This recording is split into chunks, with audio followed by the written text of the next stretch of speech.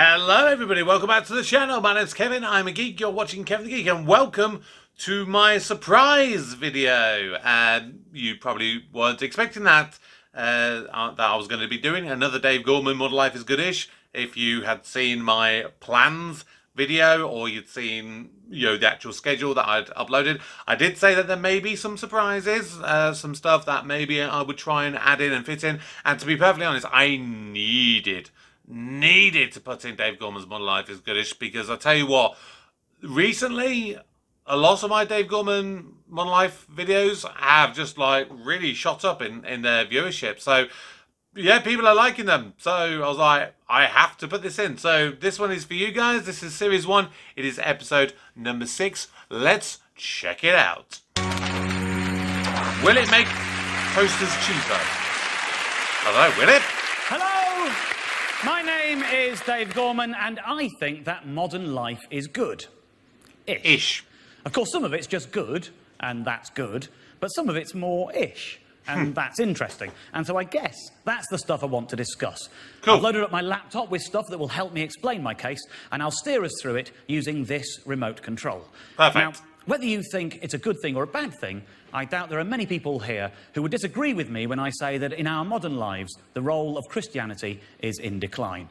I suppose you could measure that in different ways. You could look at church attendance, for example, or you could look at what people say about themselves on the most recent census. But I think the most telling index is surely the how many stories Metro publish about the face of Jesus appearing in the likely places index. And when I talk you through the... Ironically, I was actually on a train earlier on today, and there was actually an article about that. I don't know, it was something about some sort of religious figure appearing somewhere. I didn't really read it. I don't, because they're crap, a lot of these stories. But yeah, that is very ironic. I actually read that today. Number of Jesus face stories published by Metrograph, you'll see that there has been quite a steep decline recently. In 2009, there were 5 Jesus face stories. These included Jesus' face being found in a Kit Kat, a Cheeto, the window of a man's car, the surface of a woman's iron, and the inside of a lid from a jar of Marmite. In 2010, there was a big increase. There were 9 stories. Ooh. But then in 2011, we were back down to 6. And in 2012, there was just 1. Oh. And while 2013 isn't complete yet, as I speak to you today, there are just 2. So far this year, only 2. So you can see there has been a worrying dip since the 2010 heyday. Don't forget, other deities do sometimes appear in random places as well. It's not just Jesus. Now, in many cases, people see these things and say, well, it's hardly even a face, let alone Jesus. And yeah, some of the time, they've got a point. Let's have a look. So, I mean, the one near the bottom, you could kind of argue that's maybe like a cross between maybe like Beethoven and the Mona Lisa. The Marmite one, I could maybe go on a limb and say that's more like Dustin Hoffman as Captain Hook from the Hook movie. The one on the left, you know what? I'm going to say that's Gandalf. Yeah, that's Gandalf, as I recently watched Lord of the Rings. Yeah, it looks a bit like Gandalf there. But then every now and then, there's an example that I think everyone has to acknowledge is pretty stunning. Like this one. Face of Jesus appears in naan bread.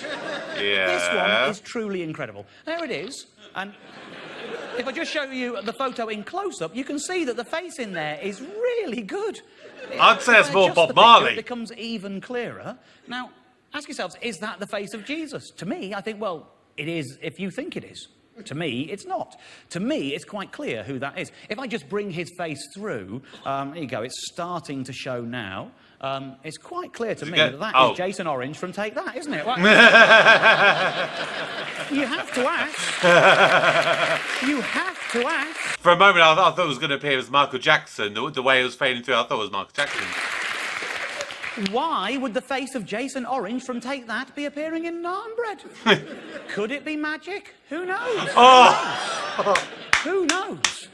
Perfect dad the joke. numbers might have been in decline, but for me, the quality of the stories has improved. In fact, my two all-time favourite Face of Jesus stories are the two from 2013. I'll do them in reverse order. Right. This is stunning. Tattoo fan finds Face of Jesus on his shirt after £900 ink job. Let's have a proper look at this. I mean, come on, that is amazing, isn't it? What's happened here is this man's had a large tattoo on his back, and to save his own clothes from getting blood and ink on them, the Did he have an actual tattoo of Jesus? To wear, and when he's looked at the back of it later, there's this incredibly detailed Face of Jesus. The article quotes him as saying, "It was amazing. It's like the Shroud. My family and friends' jaws dropped when they saw it." And surely that can only mean that he showed them the shirt before he showed them his tattoo. What That's so stupid. This is a It's man uncanny. who doesn't understand how printing works. What is remarkable about this happening? Nothing is remarkable about this happening. Did this man not do potato printing when he was a kid? It was amazing. It's like the Shroud. Yes, I think he solved the mystery of one of the most debated religious artifacts of all time there, hasn't he? It's not the shroud that Jesus was wrapped in after his crucifixion. No. It's the sleeping bag of a man who had an all-over body tattoo. What the hell are you thinking? Now, bear in mind, this is only my second favourite. Okay. Go on then. This is my all-time favourite. Image of Jesus Christ appears on T-shirt in spilt fabric condition. Appears. Okay, here it is, and here's the picture in close-up, and I have to say, It looks like a you juggler. seem a little bit disappointed. Yeah.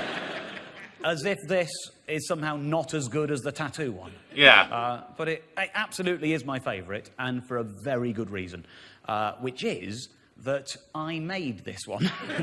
No! You didn't. Metro don't know that I made it. Oh! Not yet, anyway. They do now. I imagine they'll find out soon enough. I sent it in using the fake name Martin Andrews. But if you don't believe me, I have the T-shirt with me here tonight. Here it is. If I turn it the right way up, sort of, you can see that that is the same image you can see on the screen. I made that. I made that myself. I made that. It wasn't fabric conditioner, by the way. It was bleach. Yeah. And I didn't spill it. I used a stencil and cotton wool and great skill. Now, there is a reason that I said it was fabric conditioner, but you'll be able to work that out for yourselves pretty soon, I imagine.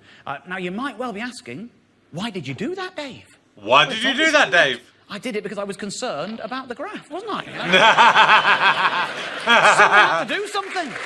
Gotta love the Someone had graphs. to do something, ladies and gentlemen. Love the graphs. And I thought that someone might as well be me. Now, before I emailed them the picture, I studied the form a little bit. I think my instinct was to represent it as though I was really credulous and I thought it was a real miracle. But when you look at how they cover these stories, you can see that's not really necessary. They might love these stories, but they don't take them seriously. They love to throw a few puns around. For example, when they did Face of Jesus Christ spotted on side of a Chinese takeaway in Sunderland, they captioned the photo, Egg Fried Christ. Right? When it was Jesus on a drain pipe in Coventry, they opened with, "Is this the second plumbing?" But you get the idea. They never present these things as actual miracles. They're always reported with an arched eyebrow and a, as if, tone of voice. And it's not as if everyone who spots them in the first place is completely convinced either. For example, the person responsible for the drain pipe story is quoted as saying, "We're not entirely sure it's the Son of God. It's not. But talk to us after an afternoon's drinking while watching the football and we may well change our minds." So I decided that's the tone I would adopt in my email from the fictional Martin Andrews. I figured I'd try to write my email the way they write up the articles. I'll give them a pun or two. So this is what I wrote. I'm hoping this might give you a bit of a laugh. I recently ruined a T-shirt by spilling some fabric conditioner stuff on it. Gutted. But when I put it on, I noticed the stain looks amazingly like Jesus. Well, it does to me. Right? You can see this is written from the point of view of someone who knows what they're up to. Carries on. When the T-shirt's the right way up, it doesn't really look like anything. But when you look at it the other way up, it's really him. Yeah. I showed my mates at work the picture, and one of them said, "I've heard you can find comfort in Jesus." Hey! Yeah. Yeah.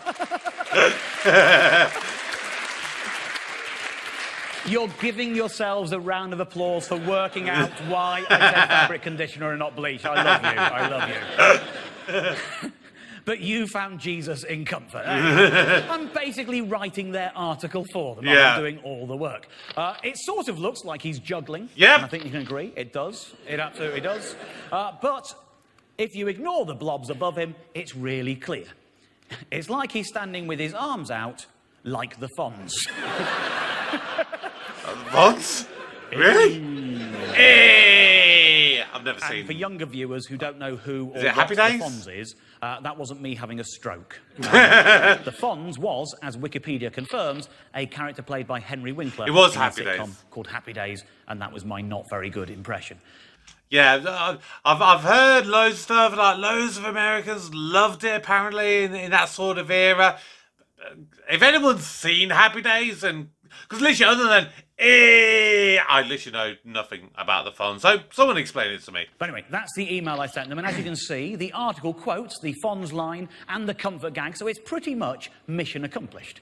But the weird thing is, once it's out there, you have no control over who else will run with it. You lose control of it completely. This is the International Business Times. But it was also in Newsmax and YourJewishNews.com. Wow! A country radio station from Lafayette, Louisiana at 97.3, The Dog was talking about it. Kicking Country 100.5 were talking about it. Loads of American radio stations ran with it. It was being talked about all over the world by weirdos who think when it is important. And as you can see, Web Pro News decided that the fabric softener Jesus had gone viral. I mean, kind of. Had created a viral fabric softener Jesus. But you don't just lose control of where it appears, you also lose control of how it is reported. Sir, would you say you've seen the email, you've seen how Metro reported it. Would you say, sir, that Martin Andrews, the fictional protagonist in this, was convinced that it was an image of Jesus? No. No. Would you say he was resolutely claiming that it's Jesus? No. No, no. But the Christian Post would. That's their version of it. Now, the Metro article, it didn't actually quote Martin saying that it looked like a juggler, which was a bit disappointing because the most frequent comment I read on the various versions of the story all over the world was effectively people going, Martin Andrews, you idiot, looks more like a juggler than Jesus, actually. That's what I said. But, sir, how do you think Martin felt about those comments? Do you think he was upset by those comments? It's almost an impossible question, isn't it? Because he's fictional. I made him up. Yeah. But let me put it this way, sir. If you were trying to work out how Martin felt about those comments, you'd have to try and ask him in some way, wouldn't you? You wouldn't just say that he was undeterred in his claims that it was Jesus, would you? No. But the Christian Post would. The Christian Post would. According to them, he's undeterred. Now, let me give you a little comprehension test, sir. This is from the Metro article, right? We've all seen this already. You can see in there, it says his workmates found the whole incident hilarious, and he personally thought the image looked as if Jesus was posing as Fonz from Happy Days. Now, having read that sentence in the Metro, which is presumably the source article for this, would you say, who is it, sir, that thinks it looks like Fonz? Is it him or his workmates? It's him. You think it's him, yeah. Would you find it weird if someone said his workmates were insisting it looked like the Fonz? Especially that use of the word insisting, which sort of implies that he is resistant to the idea and needs convincing. That'd be weird, wouldn't it? Yeah. Not if you're the Christian Post, it wouldn't. No. They're insisting. They've insisted that it looks more like Fonzie. Is it just me who finds all that a bit, un-Christian? It's weird. It's a relatively long article in the Christian Post. This is just the start of it. They managed to write more than twice as many words as were in the Metro. And there were so many versions of the story out there in different media. I was basically skim reading them by that point, which explains why one word really leapt out at me here. The scriptures make it clear that we live in the age of redemption, whereby God is revealing the Son, Jesus, to people on earth. He does this in both word and deed, said Winkler. Hey, what? My heart stopped. Thought they haven't gone and contacted the Fonz to see what he makes of it, have they? I was panicking. I don't want to harass Henry Winkler. And I read it more carefully and realised, luckily for me, it was a completely different Winkler. Jesse Winkler, the pastor from a Westview church in San Diego. That's something of a relief to me. Now, while I was putting all this stuff together for the show, I got a bit curious and I did an image search on Google for the word Jesus, just to see what would show up. And I was surprised to see that the 20th image that came up wasn't actually Jesus related. It's actually a picture of a celebrity. I've covered it up with a question mark. I want to see if you can guess who that celebrity is. Ooh. And I'll tell you what, I'll tell you the answer when we come back from this short break. Ooh, okay. A celebrity that could look a bit like Jesus. Okay, so I'm thinking long hair, bearded. There's a couple of different ones we could potentially go with. I mean, I don't think he would have had it by the time this would have come out. But James May, formerly of Top Gear, he has had long hair for a while and sometimes sports a beard. It's only more recently, though, he's had a beard. So, actually, Richard Hammond at points has had a beard and his long hair. So we could go down that route. Richard Branson, maybe? I mean, he's notorious for having a beard, not so much with the long hair. Michael Jackson, although he never had a beard.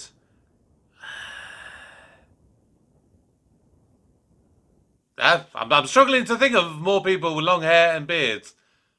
Bill Bailey, maybe, but obviously he's quite baldish. But then again, he's got long hair and often has a beard, so... Yeah, I'm going to go out on a limb. I'm going to say Bill Bailey.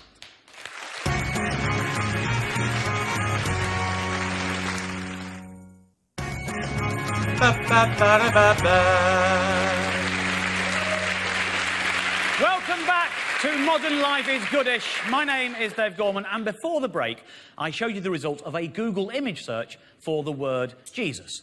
Now, the 20th image isn't a picture of Jesus. As far as I can tell, it wasn't even Jesus-related.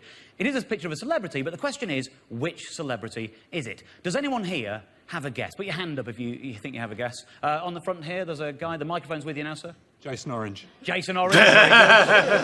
Just because you were going to say Jason Orange. There was someone over there. Yes, sir, what's your guess? I think it's you. You think it's me? That's very flattering and a bit stalkerish. No, you're wrong. The correct answer is, obviously, Julia Roberts. Julia Roberts, ladies and gentlemen. Imagine being Julia Roberts and looking up the word Jesus on Google Images. How weird would that be? Very weird. Imagine searching for Jesus and discovering your own face at number 20. What's really weird is if you search for Julia Roberts, do you know what the 20th face you find is? Jesus? It's also Julia Roberts. Oh. Coincidence? Now, a little while ago, I was working in Montreal, and I went with a friend to get a late-night snack from a sports bar. Now, my friend is Canadian, although he lives here in the UK, but he is Canadian, and we were both on a trip to Montreal. And he's decided that he wants to get some chicken wings. And this is the menu that we found ourselves looking at. Now, as you can see, they have this sliding scale of heat at the bottom here. The coolest is salt and pepper, and the hottest is kamikaze. Okay. From salt and pepper, you slide it up one, and you arrive at buffalo, which looks like that. You slide it up another, and you arrive at bullseye, which looks like that. You slide it up one more, and you arrive at Asian, and that looks like that. Now, I found this a bit offensive. Yeah. It's low-level offence, it's just a bit off. And I'm in a foreign country, and everywhere you go has different sensibilities. I'm sure there are plenty of things in British life that a Canadian might find a bit offensive too. Quite possible. But my friend didn't want this level of heat. He wanted to push it one more level. And this is where it gets interesting. What flavour have I hidden from you here, ladies and gentlemen? What do you think is hotter than Asian, but cooler than uppercut? Again, I'm going to throw this out. Anyone who wants to have a guess at this, and put your hand up if you think you might have a guess. Yes, sir. I'll go Indian. Indian, OK. Yeah, I can like see Bombay where your thoughts are coming from. Anyone else? Yes, sir. Jesus Christ. Jesus Christ. Is that an exclamation, or is that your guess? Well, no, you're wrong. The correct answer, if you push it on one, you arrive at that. 911. Now, to a North American or a Canadian, 911 is the phone number for emergency services. Yeah. It's their equivalent to 999. It's the number you would ring if you wanted to call out the fire brigade, which is why the chicken wing is dressed up as a firefighter. Makes But sense. my friend, who is Canadian, didn't say 911. He said, "I'll have the 911, please." Yeah. Exactly, yeah. And the girl behind the counter, being ever so polite, just went, I think you mean the 911, sir. And he went, "No, 911. 3 times that happened. I was there just trying to make myself smaller. What's weirder than him being able to imagine a place naming a chicken wing 911 is the fact that he also thinks they'd do that and it wouldn't be the hottest flavour. Who would imagine it's 911 and it's somehow cooler than an uppercut? Eventually, it was getting horribly embarrassing. I had to step in and say, "Oh, look, I think you're upsetting her, and you know, this is getting a bit out of hand." And he realised what he'd said. And he sort of panicked a bit, and so he cancelled his order. I went, "Oh, no, sorry, I won't have that then." But that kind of made it worse, because now he looks like a man who's demanding 911 chicken wings, and then discovering that they're only 911 chicken wings, and saying, "No, I don't want those anymore." No. To make it worse, he changed his order to kamikaze. Oh! Making him look like a lunatic who will only eat chicken wings if they're associated with a particular kind of death and destruction. Now, I tell you this, not to try and cause offence, but to illustrate how easy it is to cause offence without trying. Yes. But there are other instances where it feels like people are deliberately trying to stir up feelings. Oh, Not yes. necessarily by being offensive, but by drawing your attention to things and stoking the coals. I mean, things like this, right? This is a story from the Mail Online from before the Olympics. The story is that the contract to provide flags to the Olympics, flags for every nation, including our own, was awarded to a French company. Now, you'd think from the wording, the stirring moment is set to be disturbed by a deeply unpatriotic fact. The Union Jacks rising above the nation's heroes will be made by the French. That the Mail think it's wrong to have flags made elsewhere.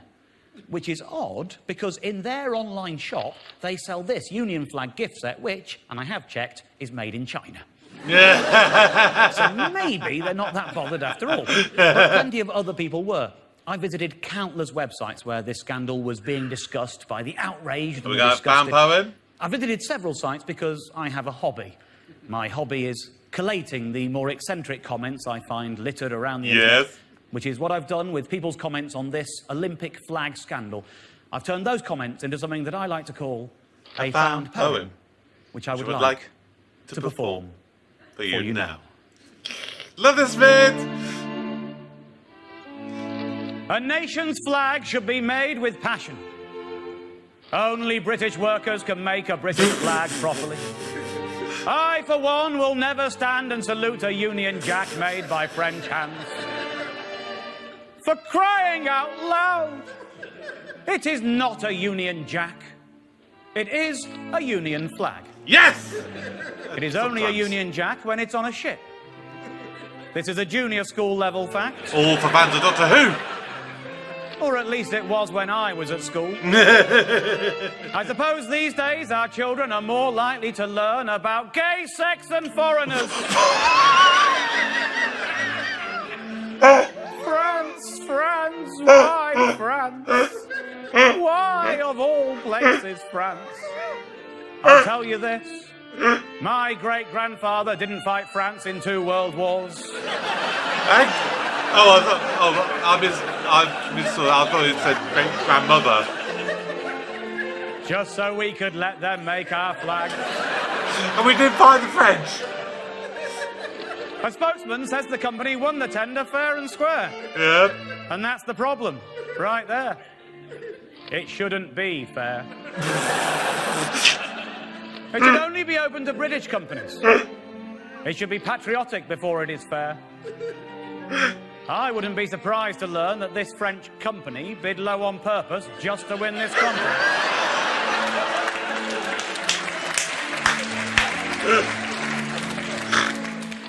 The Union Jack is not our flag.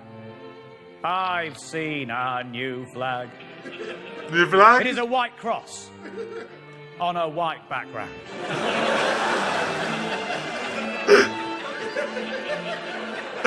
Open brackets, I'm saying we have surrendered. All right, thank you for clarifying. Open brackets, a white flag is a flag of surrender. There is only one event we will get a gold medal in. Having a French company make our flag. I thank you.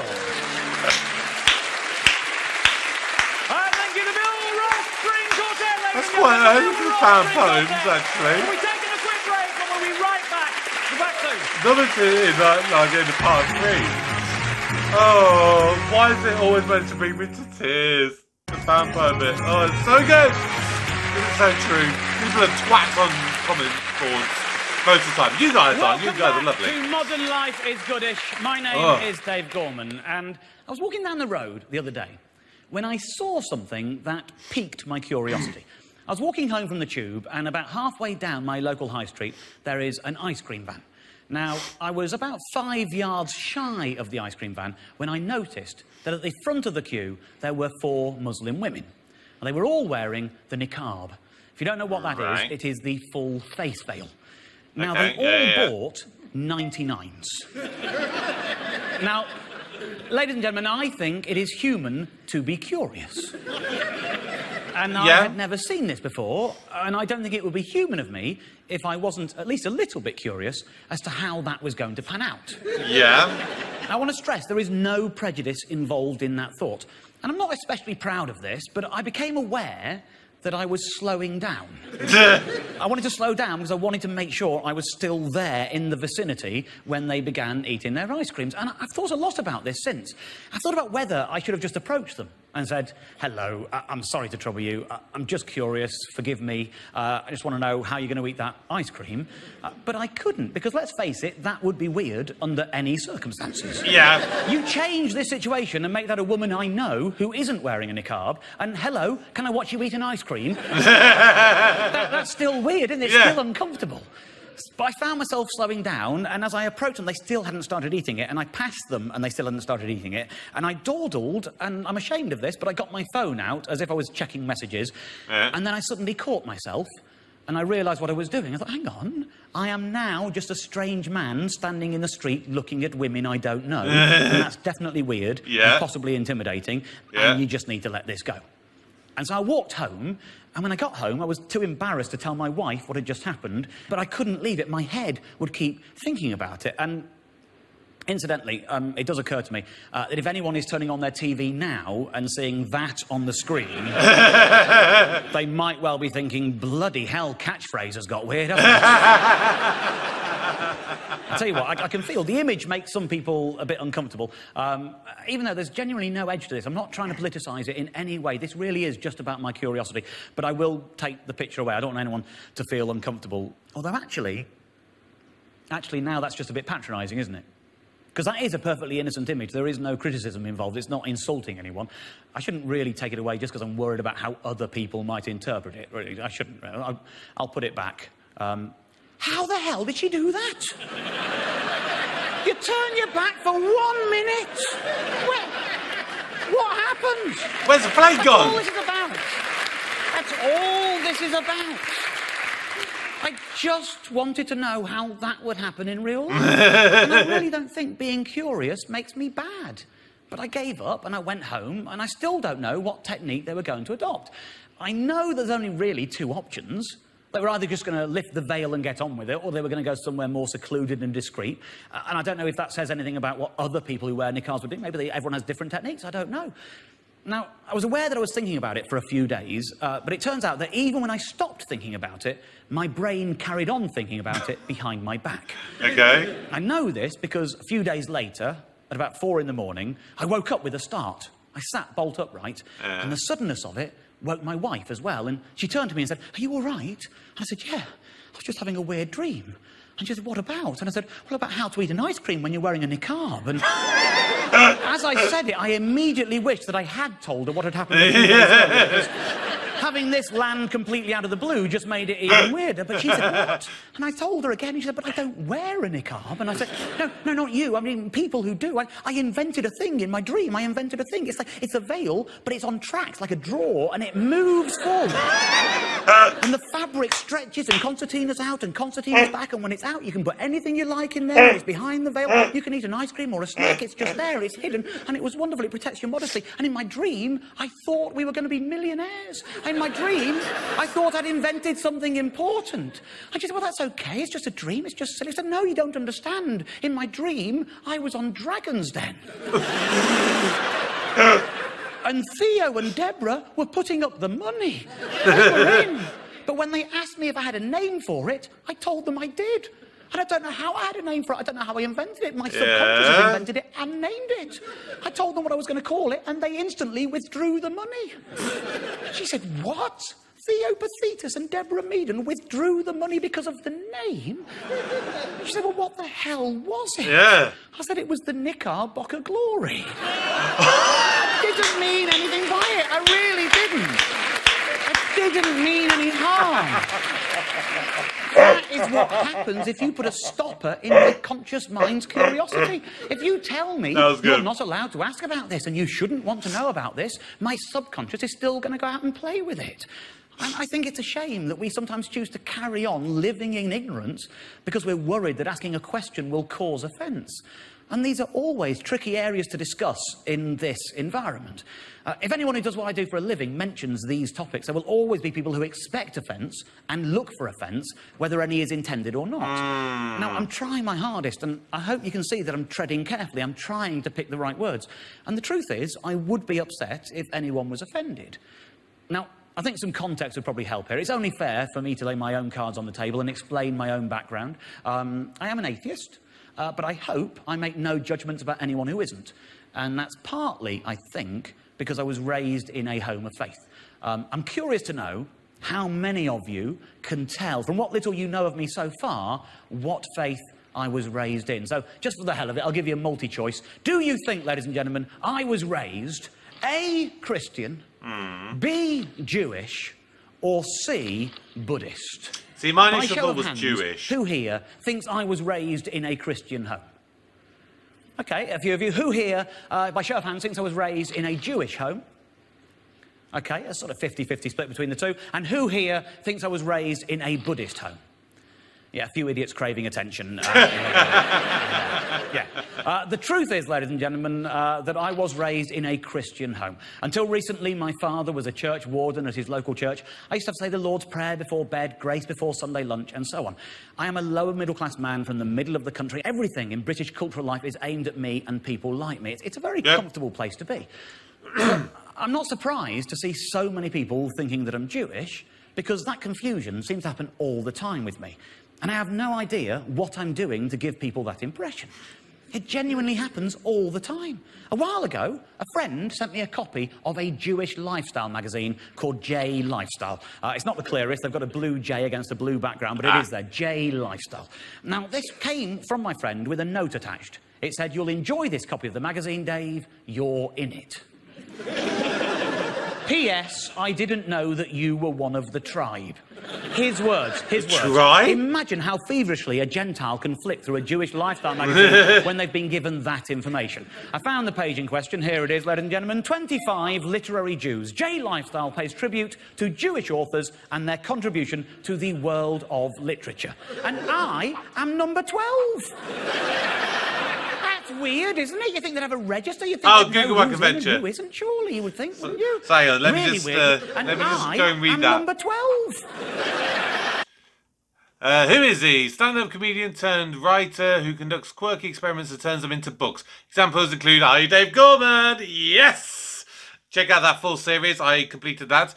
Quest to find as many people who shared his name now appears on US screens in The Daily Show with Jon Stewart. Ooh! Don't know what that is, might have to check it out. Career highlights Dave Gorman's Google Back Adventure, which saw him exploring the phenomenon.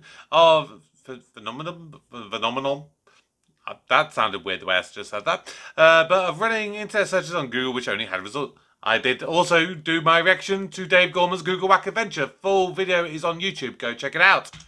That's That's weird, isn't it? You think they'd have a register? You think they'd know who's in and who isn't? Surely you would think, wouldn't you? Really weirdly, number 13 is John Ronson, who's a friend of mine, and boy, was he pissed off about that. Weirder than that, number 14 is Sol Bellow. Sol Bellow, Canadian-born author, born Solomon Bellows, who won the Nobel Prize for Literature in 1976. Nobel Prize, number 14, not Jewish, number 12. What else do we know about Sol Bellow? Many of his books had Jewish themes, although he was uncomfortable with... What was he uncomfortable with exactly? Being labelled a Jewish writer. I know exactly how he feels. I know exactly how he feels. This is weird, isn't it? I wasn't sure how I'm supposed to respond. Am I supposed to write to them, pointing out they've made a mistake? Will they misunderstand if I do that? Will they think I'm offended by the idea that they think I'm Jewish, and will that make me look anti-Semitic, which I'm not? I'm not. I'm just not Jewish, you know? I don't know what to do, but I'll tell you what. This magazine is amazing. I subscribed. And I will tell you more about it when we come back from this short break. Cool. I want to learn more. Sorry, the audio quality is a little bit off with this one, with some of the music. I don't know why on this version I downloaded. Welcome back to Modern Life is Goodish, ladies and gentlemen. My name is Dave Gorman, and before the break, I was showing you a Jewish lifestyle magazine called J Lifestyle, a magazine that had come to my attention after they had wrongly added me to a list of 25 Jewish authors, despite my not being Jewish. Now, I really am from the middle of that cultural Venn diagram of Britain. I really am, and I'm aware of how lucky that makes me. I can see, however, that if you're from the fringes, if you're part of a minority of any kind, there is a need to band together, to celebrate your successes, to build your identity. I get that. But if you're not from a minority and you're invited into the huddle with them, it can look bloody strange in there. This is what I mean. They have a section in this magazine where they show paparazzi photos of celebrities, but only Jewish celebrities. Okay. And they have a TV listings page where they can tell you where you can watch Jews on TV. That's just a TV listings page. And, oh, look, there's one, there might be some in here. That's weird, if you ask me. Nothing could have been more of a shoo-in for a TV listings page than when the BBC ran a TV show called Jews. How could they not? Imagine if these things had appeared in anything other than a Jewish lifestyle magazine. Imagine you got your regular Sunday newspaper and inside it there's a supplement called Here's Where All the Jews Are. Yeah, a bit weird. All of a sudden that becomes highly offensive, doesn't it? Yeah. Now, I can't help seeing this through my Gentile eyes and finding it momentarily weird and a little bit offensive before I realise I'm the one who's in the huddle he's not supposed to be in. Now, I did say this happens to me all the time, and I don't want anyone thinking, oh, you're just making hay out of one example. It's not just this. It really does happen all the time. This is another. This is a website called somethingjewish.co.uk. This is an article they wrote about the magician David Blaine. And as you can see, at the bottom here, it says, 6 things that tell us why David Blaine is Jewish. Let's examine those 6 things, ladies and gentlemen. In particular, number 6, which I've erased for now so I can reveal it to you in stages. Number 6, his first name is David. A good Jewish name, as endorsed by other famous Jews called David. My brother's called David. He ain't Jewish. These include King David, rock star David Lee Roth, fellow magician David Copperfield, and, of course, Britain's very own Dave Gorman. I'm not. I'll say it again. I am not offended that anyone thinks I am. I am not offended in the slightest, but I'm just not Jewish. And surely being called David isn't enough, is it? Surely the Welsh are going to have something to say about that, aren't they? Surely. Well, there is that. But this is an email sent to me by my manager, by someone who sent it to him, someone whose name I've blocked out because I don't want to cause any embarrassment to them, OK? I know there's a lot of information here. You don't need to read it all. I'll give you the pertinent details. Dear Rob, I hope you're well. I have a request from Dame Hilary Bloom to Dave Gorman. Dame Hilary Bloom? A dame? No idea who she is, but she's after me. She sent me this email. Dame Hilary has recently set up an organisation called the Young Jewish Philanthropist Network. Basically, this is a request asking me to host a particular charity night for this particular charity. Now, at no point in this email does it ever say, as a Jew, I'm sure that Dave would be keen to support this cause. But it's there, isn't it? In the DNA of the email. It's there between the lines. Now, as it goes, I was working that night. I couldn't do it. It was very easy to reply saying, I can't do it, I'm busy. But they want to do 3 or 4 of these a year. So if I say no to that one, they'll just say, well, what about the next? And then it'll get a bit more awkward because I'm not answering the question that they're not asking, but that they have asked. Yeah. So I wrote back to my manager saying, look, can you tell them I'm busy, but while you're doing it, can you explain that I'm not Jewish? But make sure you do it in a way that means they don't think I'm offended that they thought I was. I just want them to know that I'm not. And it's okay. I'll still do one in the future if they know that I'm not and they still want me to do one. I just don't want me to do one if I turn up and then they find out I'm not and that makes it awkward for them. I just want everyone to know what's going on. It's fine. I pride myself up in trying not to cause any offence. My manager loves this kind of nonsense. He just wrote back to me saying, have you been pretending you're Jewish again? I don't understand why this happened. I have no idea where this comes from. I asked one of my Jewish friends, why do you think that so many people think I'm Jewish? He said, you look a bit Jewish, you've got quite a big nose. Bloody hell! I said, if I said that to you, you would tell me that I was being racist. Yeah. You would be, you're not Jewish. That means my best friend's Jewish, then, by his conquer. That's not right. This is the one that takes the biscuit. Same magazine, 25 funniest Jews. I wasn't bloody in it. Oh! That is taking the piss if you ask me. That is taking the piss. That is, I'm in the gang, or I'm not if you ask me. That is not bloody... Fucking Krusty the Clown's in it. He's a cartoon. How can I not be more Jewish than a cartoon? That is taking the blood of bloody Jews. Oh.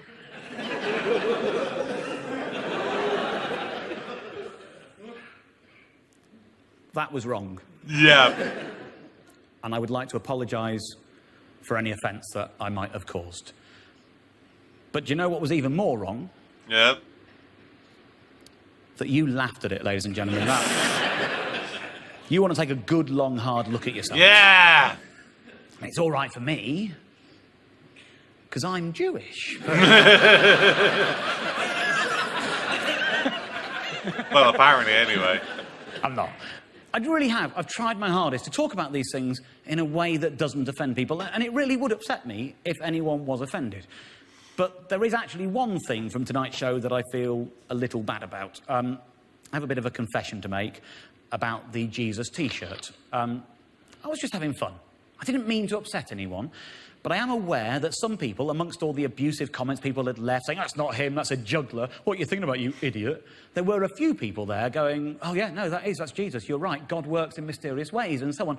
And I feel a little bit bad about them, because I know in my heart that that isn't a picture of Jesus. And I don't just mean, well, I'm an atheist, so it wasn't him.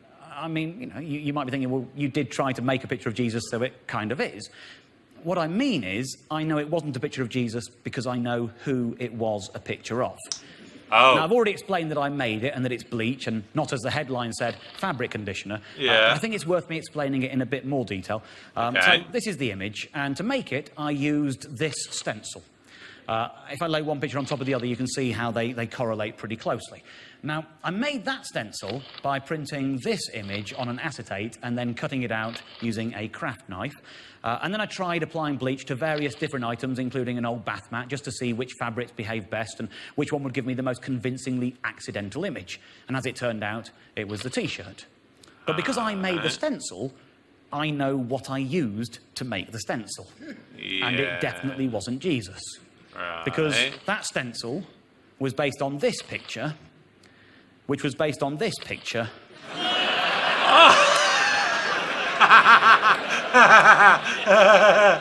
Which was based on this photograph. No, Lemon! That I took of the TV one day during an episode of Deal or No. That wasn't a picture of Jesus, ladies and gentlemen. That was a picture of Noel Edmonds. The fabric softener Jesus that went viral was actually a fabric softener Noel Edmonds. That is patently ridiculous because there is nothing messianic about Noel. Good afternoon, pilgrims. Welcome, pilgrims.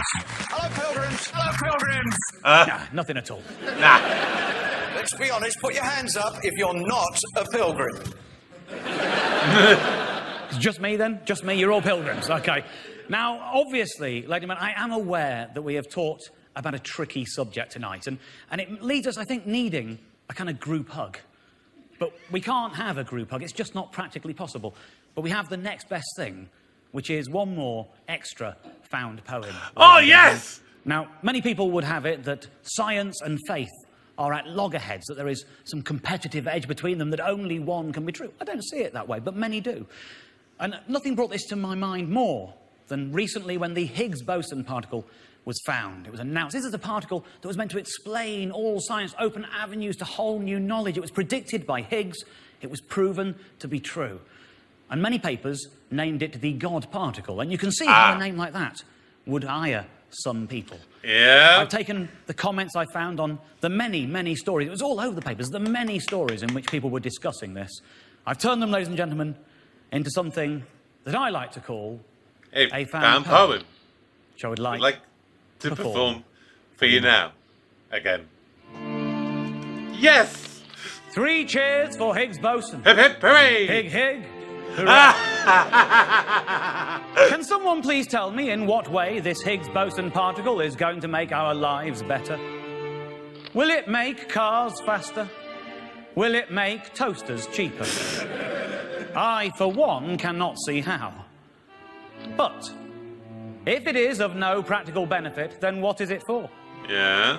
It seems to me that science has long since gone beyond the point of being useful and entered the realm of just being silly. It is time for science to stop. Hig hig, hooray. I bought 2 Jack Russell puppies this week. I was going to call them Ant and Dec. But after this brilliant discovery, I have decided to call them Higgs and Boson instead. If you would be interested in interviewing me about it and photographing the 2 pups, then I would be very happy to oblige. Is it called the Higgs boson particle or the God particle? It cannot be both. And the confusion leaves me with the rather unpleasant impression that Mr. Higgs boson thinks he is God. Higgs isn't even the one who found the particle. So why does it carry his name? Good question. He did nothing more than guess at its existence. Well, guess what? I'm now imagining a particle that will explain even more than his particle. And when scientists find it, I'm going to sit back and soak up all the glory. It's this kind of ego that makes me sick. Does this discovery prove that God exists? If so, I congratulate the boffins. If, however, it proves that God does not exist, then I have to say, I'd rather they hadn't bothered. But of course, like most science, I suspect it does neither one thing nor the other. Hig hig! Hooray! I thank you. Not quite as good that second one as the first one. Thank you very much for watching, ladies and gentlemen. Whatever God you favour, I wish you well, and may your Noel Edmonds go with you. Thanks for watching. Good night. Oh, wow, okay. That was a very sudden and bit of an abrupt ending. I guess that's what happens when you obviously have 2 fan poems. That was a nice little treat there for us. I